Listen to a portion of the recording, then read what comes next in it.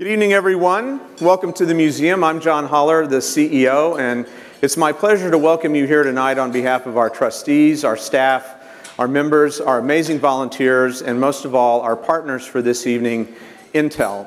Intel is about the best possible partner that an institution like this can have. They have supported the museum so generously in every possible way with donations of magical things that they've created, with oral histories, and with their financial support. So I want to take this opportunity to salute Intel tonight for everything that they have done and everything they've meant to the Computer History Museum. Thank you very much.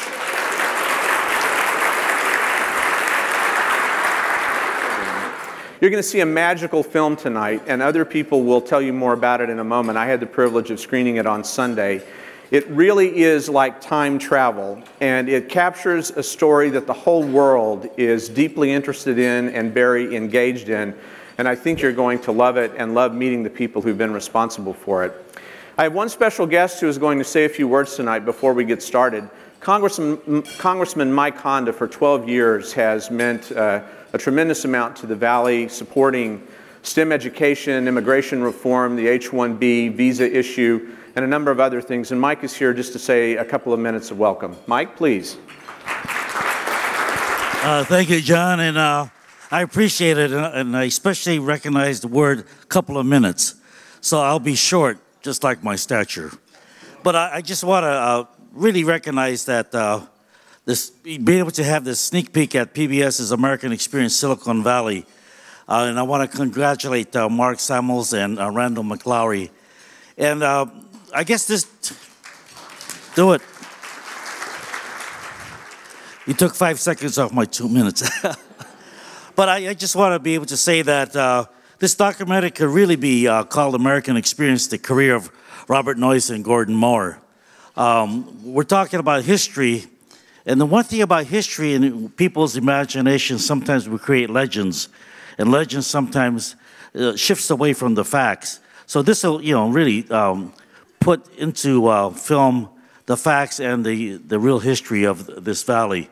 I'm a third-generation Japanese American in this area, so I kind of feel like I have a pride of ownership of the history of the area, because over the 71 years, I've seen this place go from cow chips to silicone chips, and from the Blossom Valley to the Valley of Heart's Delight, but also to a place when people ask me, what is Silicon Valley? And I usually tell them that it's a state of mind. And I think that this is what this is all about. So I'm really proud to be here to share this evening, and thank you for allowing me to be part of this. And have a good evening. Thank you, Mike. Thanks very much. Institutions like museums and public broadcasting are where the history of this country are preserved and recorded and then brought to a much larger audience. We definitely have ambitions as a museum to take the brilliant history and the stories of Silicon Valley and of innovation throughout the world. It's an important part of our mission as an institution. And we couldn't have a better partner in that undertaking than public television, and in particular KQED. We have a television series now called Revolutionaries, which is in its second season. We have a series on KQED-FM called The Computer History Museum Presents.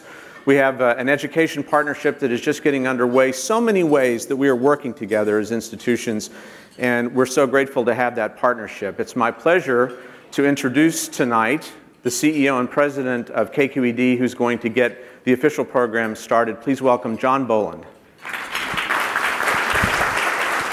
Thank you, John.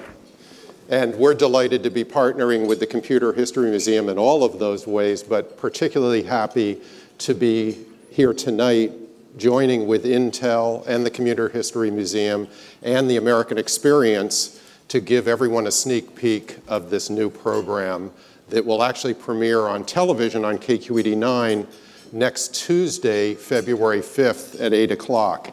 And as John said, we partner with the Computer History Museum. It kind of makes a lot of sense for us to do that, and a lot of sense for us to be joining tonight in the celebration of this new film, because after all, we are the public broadcasting organization that serves Silicon Valley. And I know that when I'm in the Valley, a lot of people think of KQED as a San Francisco institution. But you may be surprised to know that things have changed over the years. And KQED actually has more television viewers, more radio listeners, more digital media users, more individual financial contributors in Silicon Valley than any place else in the Bay Area, including San Francisco. So and in fact, we've opened a new Silicon Valley, KQED Silicon Valley facility in downtown San Jose, and really have a commitment to do more and more coverage and more partnership with community institutions in the Valley. Next Tuesday really will be kind of Silicon Valley night on KQED 9. At 8 o'clock, we see this new film from the American Experience. At 9:30, we're premiering a new film that's a KQED presentation that's called Something Ventured, Risk, Reward, and the Original Venture Capitalists. That'll be at 9:30. And then at 11 o'clock, we're presenting an encore presentation of Steve Jobs' One Last Thing. That documentary will be on at 11. And as John mentioned, we're doing programming on television and on radio with the Computer History Museum. Now, Intel is a longtime supporter of KQED's work, and I know that this entire audience is filled with KQED contributors. And it's important for you to know that you not only help sustain KQED television and radio and support programs like the American Experience on KQED television, but you're also supporting KQED's efforts on digital, social, mobile, and internet media, where we're offering more and more content and services to keep up with the way that people's needs are changing. You should also know that when you give a gift to KQED, and I know most of you do, it's not just to KQED, it's really to the entire community. And in fact, 1 out of every 2 people in the Bay Area, 50% of the people in the Bay Area use a KQED service each and every week. So on behalf of the 3 million and more people who depend on KQED every week, I want to give everybody in this room a very sincere thank you for the support that you've provided and for having us as part of the event tonight. Now, we'll get on with the show, and I'd like to introduce our host for the evening, who's Hari Srinivasan of the PBS NewsHour. You're probably familiar with Hari's face and voice. He's on KQED television at 3 and 6, and he's on KQED radio at 3 o'clock every weekday. Back in 2009, when I was still at PBS headquarters in Washington, the PBS NewsHour went through a reorganization and a redesign, and they merged their digital and their television news operations.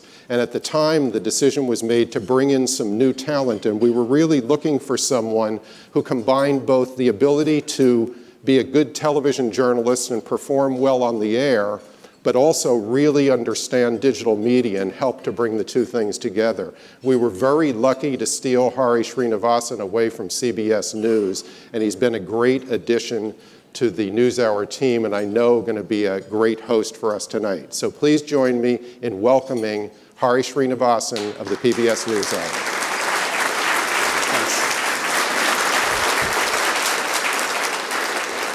Hi, everyone. Thanks so much for being here. My job is to try to set the context a little bit before we get to the clip. You know, I am stuck in D.C. at the moment, and it gives me a very unique vantage point every day.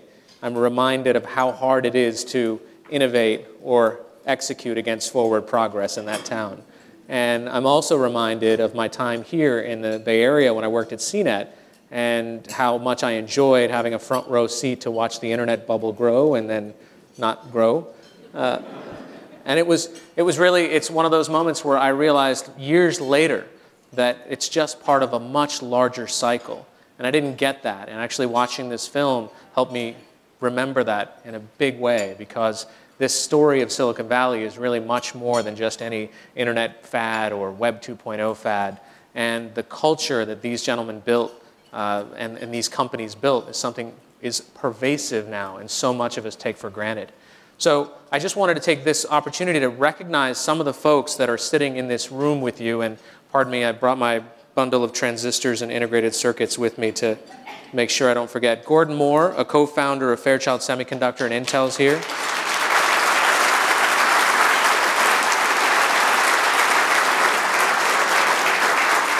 There you go. I didn't see him earlier, but Arthur Rock, who arranged funding for Gordon and Robert Noyce, is here.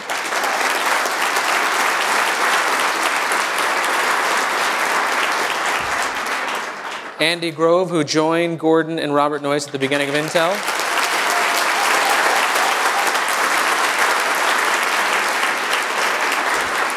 Ann Bowers, Bob's wife and head of the Noyce Foundation.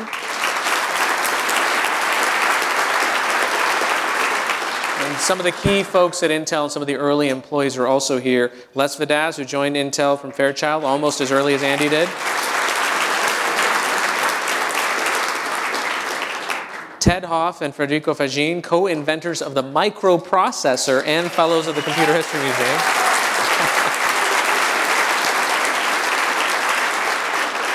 And Gene Jones, assistant to both Bob and Gordon at the beginning of Intel and for many years after.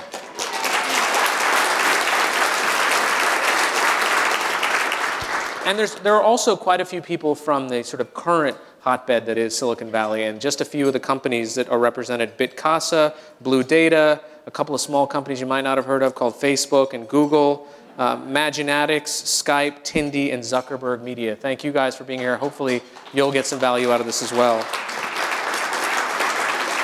So I'd like to introduce Mark Samuels, who's the executive producer of American Experience. He's going to set up the clip that we're going to see, so stay with us.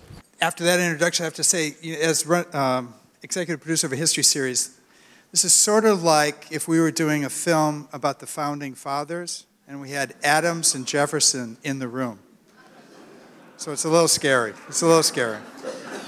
Anyway, thank you all for coming. I just want to give a quick shout out to Intel, to Computer Museum, to KQED, and the Alfred P. Sloan Foundation for making this all possible.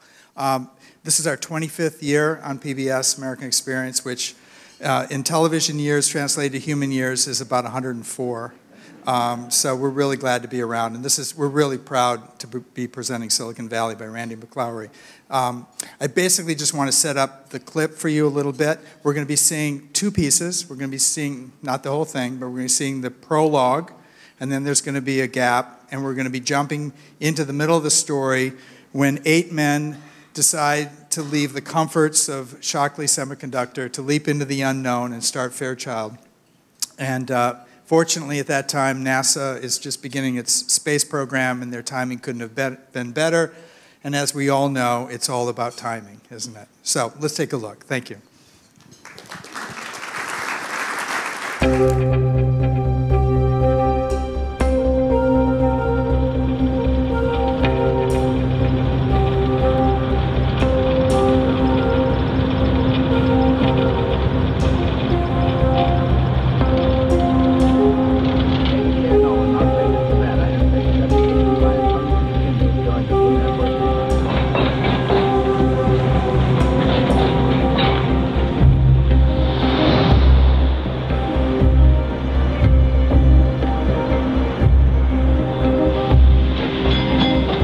In June 1957, at San Francisco's luxurious Clift Hotel, 8 of the country's most talented young scientists and engineers assembled for a secret meeting.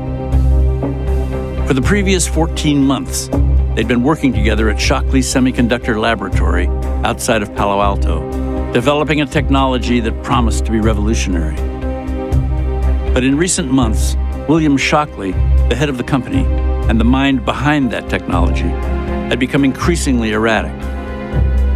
Now, the 8 were conspiring to defect, to quit Shockley and form their own firm, under the leadership of one of their own, 29-year-old Robert Noyce, a Midwesterner with a brilliant scientific mind and the genuine affability of a born salesman.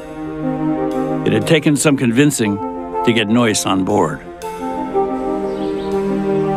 Noyce had a young family, and to leave sort of a known paycheck for something that there was no model for, this notion of breaking away and doing something different. Soon it came time to seal the deal. In the absence of an official contract, 8 newly minted dollar bills were passed around the table for signatures. Noyce got out his pen. I honestly think that Silicon Valley begins on a very specific morning. That morning is the morning that the guys from Shockley don't know if Noyce is going to go. And he gets in the car that morning and goes with him. Those dollar bills they signed are Silicon Valley's Declaration of Independence, a statement that we are going to go out and start a company according to our own ideals and our own beliefs, and nothing's going to stop us. On that morning in 1957, none of the 8 defectors likely had any idea what would happen next. The coining of the phrase Silicon Valley was more than 10 years in the future. The unique business culture with which the place would come to be associated, openness over hierarchy, risk over stability, innovation over the tried and true, had still to be tested. And the integrated circuit, the revolutionary technology that would usher in a new era in human history, had yet to be invented. That morning, the future Silicon Valley was just a speck on the map, and a most unexpected place for the information age to begin. First up, why? Why this film? What moved you to try it? Well, before I get to that question, I just want to let you know there's a few things do happen after what you just saw. A little thing called the microprocessor. Oh, yeah. You know, the Intel culture and so on. That so this is just an excerpt for you all to see. And a few things happened before as well. That's right. Yeah. So, in terms of the story, well, first of all, you know, I had a great opportunity to do this story, tell this story, because American Experience, you know, came to me and asked if we would work on commissioning this, and I thank, you know, Mark Samuels and American Experience for that. But really, as I started getting into understanding the story and getting a chance to speak with a lot of the individuals you saw on screen, and had the great honor to get a chance to meet with them, was really, you know, the sense of possibilities and their ability, the reinvention and the risk-taking, and the fact that this was a moment in time that really allowed this, the context at the time really allowed this event to happen. And the Silicon Valley, which I really knew very little about coming to this as a filmmaker who had done historical documentaries about various other things, but you know, I, for example, didn't really understand why Silicon Valley was called Silicon Valley. And right. So I think this, but as you know, was mentioned earlier, it's sort of a state of mind. I think people know Silicon Valley. They have an idea of it, this place of where dreams can be made, and invention and innovation, but really how did it get started? And I think really kind of getting a chance to explore more fully this group of incredible individuals that found themselves in the right place at the right time, and had both the scientific and technological chops and understanding of what was possible, and took the risk to go out and grab that. You know, speaking of that risk, I mean, earlier in the film, you contrast what was happening here and the risk that these guys took from the culture that they came from. How unlikely was this in 1950-something to leave a good-paying job with a family on hand to try this? I think for that time period, it was really a radical act. I think, you know, the idea of, you know, starting up your own company or just leaving a company that you had been working for and pursuing that dream is much more a part of the culture today, but certainly it wasn't back then. And the fact that they were willing to take that leap and really to jump into the unknown was something that was very, very different. I mean, at that time, it was much more of a hierarchical and corporate structure, and they were, and everybody was expected to be, you know, once you joined a company, you were expected to continue with that company for the rest of your life and get your, you know, follow along that trajectory. And so the idea that you would feel comfortable, I wouldn't say they felt comfortable, but felt confident that they could make this move, I think was very impressive for that time. What about some of these artifacts, this dollar bill that you had and the access to these lists of companies that they got turned down from? Where did you find all that? Well, I was very fortunate, well, first of all, it's very fortunate to be working and telling a story that's not too distant in the past, so there's the opportunity for these things to still be there. The gentlemen that the Fairchild 8 all signed their dollar bills, so I don't know if all of them necessarily kept them, but certainly enough of them did, and we were able to actually get a scan of the one that Jay Last had when we went down and met with him. In terms of the materials from Art Rock on his list of the companies, which you didn't see here, but it's an incredible document of all the different companies that he went through. And I was fortunate the film Something Ventured, which if you're in the area and can see that, they also talk about that story of Art Rock and the venture capitalist, or his involvement in bringing Fairchild, the 8 to Fairchild. And they were the ones that sort of pointed me to some of this material that they had collected. One of the things that I don't know if it's common knowledge for everyone else here, perhaps for the folks in the front who worked in this, but I had never seen all of these women on the assembly line. I'd never seen any footage of that. It's just a part of Silicon Valley history that was revealed to me when I was watching this. And when you found all of this footage, what did you learn about this? Well, first of all, it just fascinated me to think that all these little devices were put together by hand, and the effort that really took to do that. And I never really thought about, what that factory even would have looked like. So it was quite fascinating to come across the photographs and the still and the footage of just these lines of women that were working in these factories, and had the good fortune to meet some of them, including Ginger, who we interviewed, and to kind of hear about what that was like. But I think in talking to them, there were the opportunities for women were obviously much less then, back in the mid-50s, than they are today. And Fairchild at that time, I think, was seen as a good opportunity. It was there were, in terms of what was the potential for them to be doing. So, when you look at it and you kind of wonder, what is that really? It's not something that's usual today, but I think it was something from that. It's a reflection of that era and that time period. And when you think back on this longer-term arc of Robert Noyce and the amount of influence that he had, and all these interviews, when you spoke to all these different people, what are some of the insights that you learned about this individual? Well, first of all, it made me wish that I had an opportunity to meet Robert Noyce, but he certainly was a person that had great impact on all the people that I think that he worked with, and that he were friends as well. And he was a person who had great intellect, but also had great charisma and great generosity. And I think it's a lot of what the culture that today is part of Silicon Valley, in terms of that more egalitarian approach to business, the more democratic approach, and the willingness to allow the employees to feel like they're more part of the process, and the willingness to give a young person who has an idea to run with the idea. All of those things a lot of that came out of Bob Noyce. And I was really fascinated, in talking to Ginger, that she mentioned that when she was working out on the line, and she was 18 years old, and who was coming along and talking to all the different people in the factory, it was Bob Noyce, and he was wanting to make that connection with his employees. And I think as a friend, from what I talked to other people about, he was wonderfully engaged in who you were.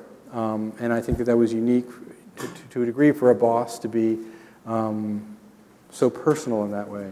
Okay, for a little bit more insight on that, we're going to call Ann up. I think she might know Bob Noyce. Okay, so let's get this straight. Along with all these other things about your husband, just some yes or no questions. He played the oboe? Yes. He was a state diving champion? Yes. He was lettered on the swim team? I believe that's true, more than once. He was in the drama club? Yeah. And he knew more about transistors than most humans on the planet. That was a very short list. You could keep going. So how is this possible? I mean, you know, what we see, you obviously lived with this individual, loved him, had a completely different relationship than his employees would, but where did that confidence come from that we hear about so much? I think it's really important to understand the kind of family that Bob came from. His father was a congregational minister.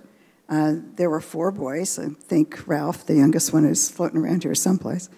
And they really had very little by way of financial resources. It was pretty skimpy, but they had a lot of other resources. They were a tight family. They believed in working hard, in respecting others, in being generous, and taking care of yourself. They all knew that they would have to make their own way in the world by their own hard work. And I think that that's where a lot of Bob's attitudes about things came from, was from that background.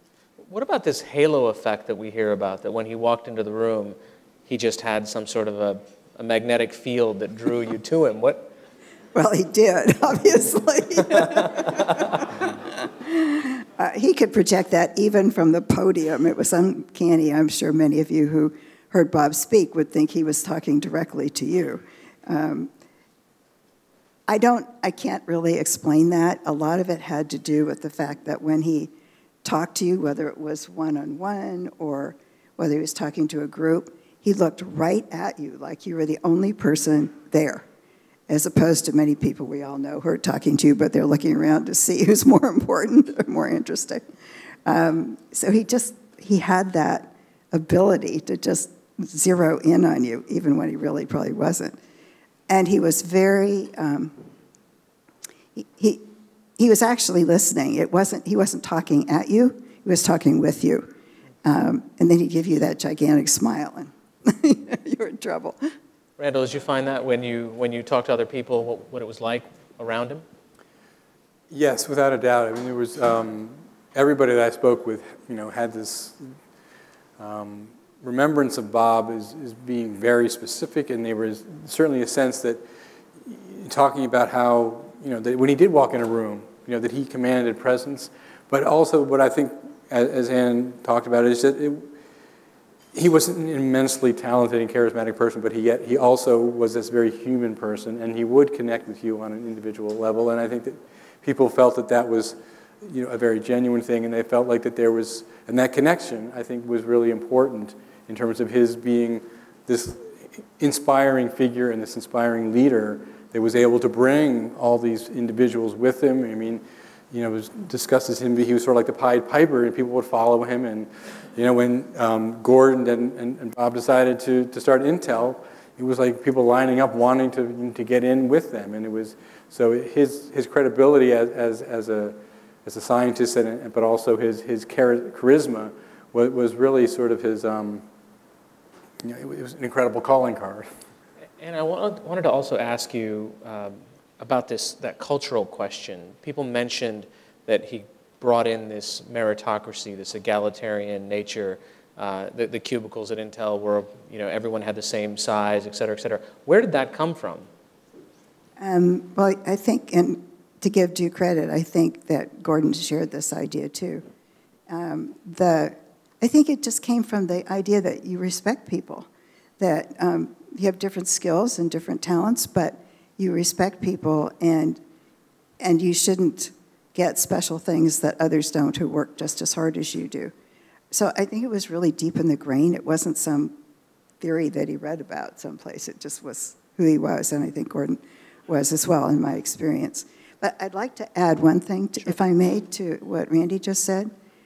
I think one of the things that was so compelling about Bob and therefore what was going on at Intel, and I didn't arrive until January 1970, not having been a Fairchild,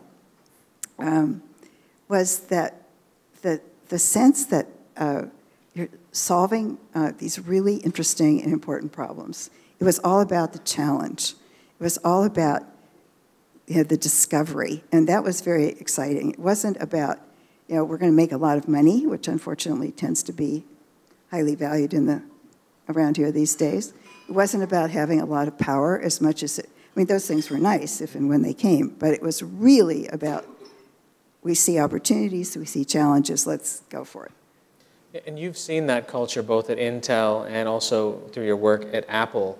And I mean, I've got you on stage. I've got to ask you about that pesky kid who kept calling late at night, Steve Jobs. What was their relationship like? What was your relationship with him like? When I first met Steve, he was very young. Regis McKenna actually introduced me to him. And he didn't have, his parents didn't really understand him. It was like they produced this genius and they didn't know what to do with him. So he was really looking around for some kind of a mentor, a kind of a grown-up to talk to. And so he kind of latched onto Bob through me. And it was really important for him because he was out there making stuff up all by himself. And, you know, he could be extremely annoying because he was pretty self-centered. But on the other hand, he was very interesting, too. So. Did they connect? Yeah, absolutely. Because Bob loved to talk about ideas. If you took him to an event like this, he would have been miserable because he hated small talk. But if he had a chance to talk about an idea, about almost anything, he would be right there. And so he and Steve would go off in these tangents about all sorts of stuff. So you said earlier that when we were talking that Bob loved to solve problems of any type, not just computers, not just chips. Well, give us an example. Okay, well, we were scuba divers, and because Bob loved toys, usually expensive ones, he always wanted to have the most up-to-date camera.